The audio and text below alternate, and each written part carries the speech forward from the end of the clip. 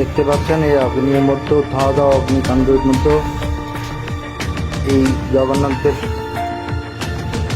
সুভদ্রা মহারানী এবং বলদেব অক্ষত আছে। জয় জগন্নাথ স্বামী কি।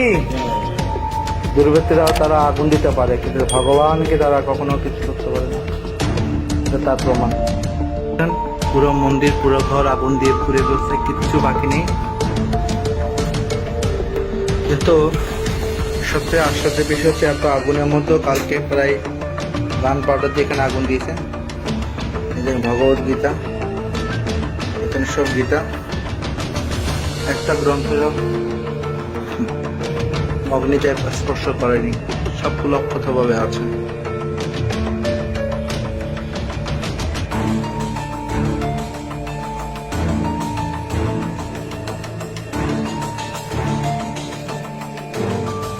সবগুলো দেখেন আগুন দিয়ে পুড়ে গেছে।